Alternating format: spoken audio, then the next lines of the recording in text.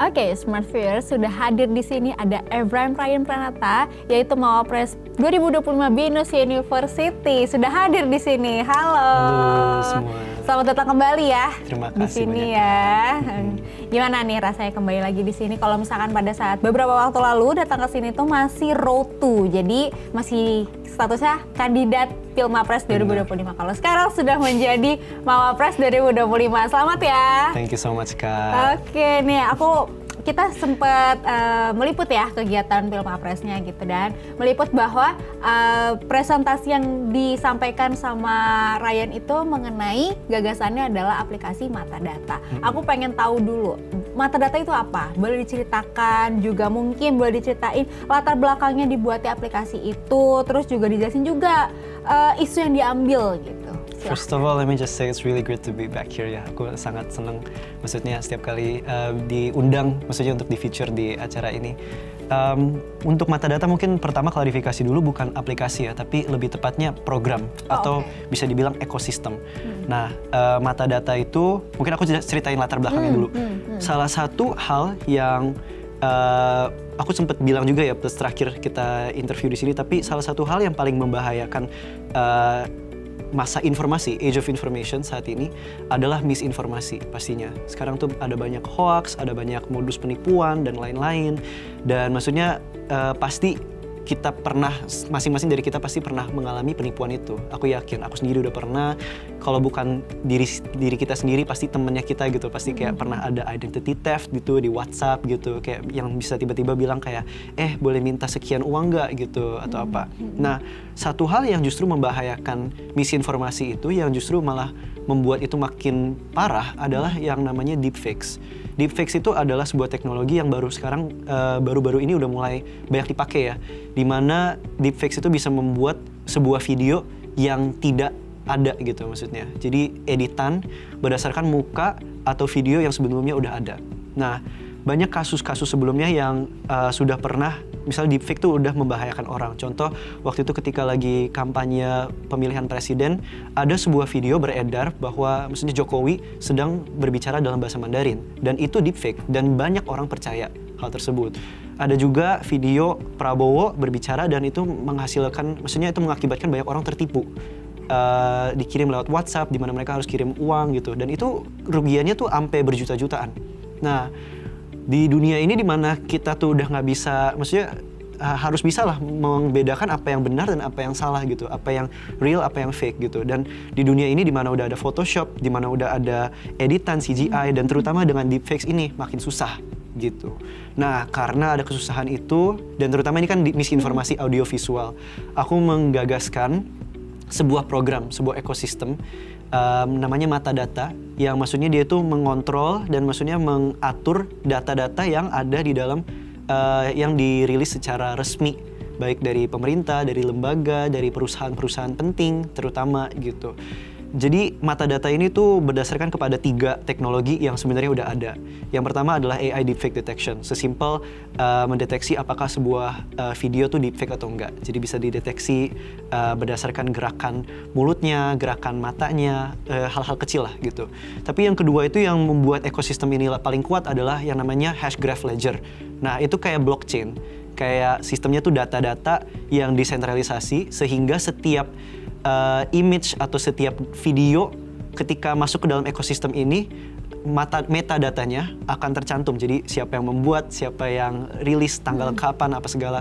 Dan dia tuh akan tidak bisa diubah, immutable sifatnya. Dan yang terakhir adalah AI watermarking, di mana kita bisa menempelkan sebuah watermark level pixel ke dalam sebuah video atau kepada sebuah image. Jadi bisa dideteksi dan bisa diverifikasi kebenaran dari image tersebut. Nah, itu semua digabungin jadi satu, yaitu namanya Matadata, dan dengan 3 program di dalamnya, Matadata Provenance, Shield, dan Seal. Nah, itulah gagasan yang aku waktu itu tawarkan di Mapres. Berarti latar belakangnya itu adalah simpelnya adalah kejahatan teknologi lah gitu. Cyber security juga termasuk ya berarti ya. Memang itu common banget di umum di kita sekarang lah gitu. Nah, tapi menurut kamu setelah nih dipresentasikan, dapat masukan kan banyak dari juri, dari mungkin pada saat itu dosen pembimbingmu juga gitu. kira-kira dari pandangan kamu setelah ini apa sih yang perlu dikembangkan dari program Mata Data itu sendiri? Satu input yang sempat dikasih sama Prof. Elijen ya, kalau nggak salah, adalah sebuah program seperti ini yang mengimplementasikan teknologi sekian banyak tuh harus ada sustainability-nya. Maksudnya kita nggak bisa beranggapan kalau ya kita menawarkan program ini dan ya program ini akan jadi aja seperti itu. Harus ada motif profit dan juga harus ada motif maksudnya untuk memastikan bahwa ini tuh bisa bertahan lama. Jadi mungkin yang harus di-develop adalah yaitu yang pertama bisnis modelnya. Jadi dia itu gimana cara bisa mendapatkan uang kembali, gimana caranya bisa kita memastikan bahwa program ini nggak berjalan dan kita nggak membuang-buang uang aja di sini. Dan yang kedua adalah sisi human-nya, sisi manusianya. Harus ada sistem-sistem in place di dalam program ini untuk memastikan bahwa kesalahan-kesalahan di dalam teknologi itu bisa dikendalikan, bisa diatur, dan mesti diperbaiki sama manusia gitu. Kan dengan teknologi baru seperti ini tidak menutup kemungkinan bahwa bisa error, bisa ada kesalahan-kesalahan. Harus ada sistem yang basisnya tuh manusia untuk memastikan error-error ini ditanggulangi gitu sih. Jadi ya dua itu tadi, bisnis model dan maksudnya penanggulangan untuk error-error tertentu. Oke, nah kalau misalnya udah banyak juga dapat masukan gitu, nah kira-kira apa yang harapan kamu nih mengenai program ini untuk dapat berkontribusi bagi Binusian? Kira-kira gimana? Oke, kalau untuk Binusian, pertama aku harus bilang kalau ini program ini sebenarnya kalau bisa dibilang jauh dari jurusannya aku bisa bilang lumayan jauh ya, karena jurusannya aku kan perfilman dan gagasannya aku lebih ke cybersecurity, cybercrime, dan mungkin koneksinya adalah di audiovisualnya itu, karena aku sempat masih dengar kalau ada gagasan seperti ini yang digunakan sebenarnya untuk copyright untuk sistem perfilman justru. Tapi sebenarnya aku kepikiran pas aku pertama dengar AI watermarking sih, terutama pas pertama kali aku dengar aku pikir kayak ini sebenarnya potensinya nggak cuma di perfilman doang, bisa lebih besar lagi kan ya, bisa buat data-data yang dikontrol secara nasional. Nah, jadi kontribusi ini dan maksudnya harapannya aku korelasinya dan maksudnya hubungannya sama Binusian adalah aku berharap bisa bertemu dengan orang-orang mungkin ya yang dalam jurusan cybersecurity atau juga orang-orang yang bekerja di bidang computer science, data science, information system dan lain-lain, di mana kita bisa berkolaborasi bersama siapapun yang like-minded, siapapun yang mungkin mempunyai visi yang sama untuk bisa menjadikan program ini realita. Pastinya ada banyak bolong-bolongnya nih. Aku kan baru menggagaskan nih, ini ada 3 nih teknologi nih, kita belum kepake sepenuhnya. Pastinya aku pikir ada banyak ruang nih untuk kontribusi-kontribusi dari orang-orang dari jurusan ya tadi cybersecurity, dari computer science, di mana mereka bisa menyatakan ini bisa lebih baik kalau misalnya ada ini diimplementasinya caranya kayak gini. Ini again karena masih dalam fase ide, aku harus berdiskusi dan aku harapannya adalah bisa ada kontribusi dari mereka, di mana mereka tuh menawarkan kalau misalnya mau kayak gini, solusinya tuh kayak gini, penawarannya tuh kayak gini, menggunakan teknologi kayak gini dengan fase-fase seperti ini. Oke, gitu sih. Menarik. Tadi aku juga tahu bahwa latar belakangnya Ryan sendiri tuh memang dari jurusan film gitu. Bener. Terus habis itu kamu nyebrang banget nih ke cyber security gitu. Aku mulai pengen tahu dong, kamu gimana nih untuk proses belajarnya, proses risetnya, itu tuh apa kendala-kendala yang kamu hadapi dan butuh berapa lama sampai akhirnya ide ini tuh jadi gitu? Oke, mungkin pertama sih aku mau berterima kasih dulu dan bersyukur karena aku tuh ada masih banyak teman-teman yang membantu aku dalam gagasan ini. Ada juga orang-orang dalam perfilman yang maksudnya membantu aku pertama mengenalkan aku kepada program ini, maksudnya teknologi ini. Ada juga ideation process yang dibantu sama dosen pembimbingnya aku, Miss Melody gitu. Aku sangat bersyukur karena dosen pembimbingnya aku tuh banyak menawarkan ide dan maksudnya mengizinkan aku berkreasi dengan ide-ide tersebut gitu maksudnya. Dan aku juga berterima kasih karena sepanjang perjalanan aku menggagaskan ini, aku juga dibantu sama mahasiswa-mahasiswa lain, computer science, anak-anak yang maksudnya cukup tahu juga dan cukup update dengan teknologi ini. Bahkan dibantu dengan maksudnya Mapres yang waktu itu, Mawapres juga, calon Mawapres juga, Steffi. Dia juga sebenarnya dalam proses kita menggagaskan itu, dia juga banyak mengkontribusi ide, banyak gitu. Terlepas dari itu, kalau misalnya dari aku sendiri sih, aku bisa bilang kalau salah satu kekuatannya aku dan soft skillnya aku adalah aku bisa riset. I know how to literature review, I know how to look up, maksudnya ada apa sih potensi riset dan maksudnya cara menggabungkannya gitu. Paling itu mah jago baca sih itu. Iya, Tapi Maksudnya dari situlah aku bisa menggunakan skill itu untuk menggagaskan ide ini. Oke, panjang ya berarti untuk prosesnya, dan kamunya sendiri juga mau gitu untuk belajar, untuk risetnya. Nah, lumayan sekitar 2 bulan untuk menggagaskan ide ini gitu. Oke. Nah, ini kan kamu sudah terpilih menjadi Mawapres 2025 yang mewakili BINUS University nanti di tingkat DKI dulu ya. Benar. Nah, sejauh ini persiapannya kamu gimana nih? Walaupun katanya memang masih belum ada kepastian ya kira-kira kapannya ya, tapi saat ini kan masih terus berlatih, bimbingan segala macam. Mungkin boleh jelasin persiapanmu sampai mana? Aku sih, well, first off, aku percaya kalau there's no such thing as too early to prepare gitu. Pasti untuk segala hal bisa ada waktu, maksudnya ada waktu untuk, makin banyak waktu untuk preparasi, untuk mempersiapkan diri, pastinya kemungkinan sukses lebih besar.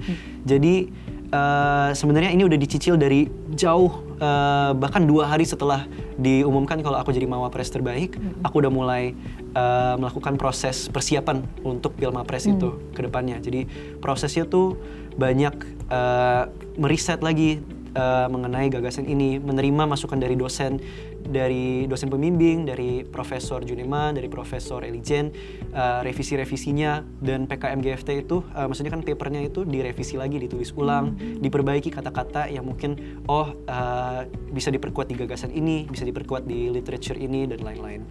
Dan banyak ngomong sih tadi sama mahasiswa-mahasiswa lain, sama orang-orang yang pastinya masih lebih experience nih dibandingkan aku dalam hal cybersecurity, dan maksudnya ngomong, dan dengan ngomong itu aja itu udah ada ide yang muncul di diskusi tersebut yang akhirnya berkontribusi. Selain itu ya banyak mempelajari nasional tuh kayak gimana, proses prestasinya presentasinya kayak gimana, dan prestasi-prestasi apa sih yang bisa aku kejar untuk memperkuat aku pada saat nanti sudah masuk tingkat wilayah dan tingkat nasional hopefully.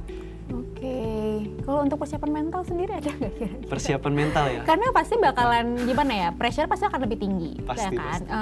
Berhadapannya udah ranahnya luas lagi, bukan cuma hanya BINUS gitu kan, bukan hanya teman-teman kamu atau mungkin dari pembimbing-bimbingnya juga udah bukan lagi, ini bukan dari ranah BINUS lah gitu. Iya. Menurut kamu sendiri gimana nih? Ada nggak mungkin kesulitannya lagi gitu, atau mungkin ada rasa nervousnya lagi gitu? Boleh? Pastinya untuk segala hal yang dilakuin pasti ada nervous dikit lah ya, ada panik dikit kayak waduh mewakili BINUS gitu lah maksudnya kan. Itu kan gitu. lumayan agak gimana nih gitu.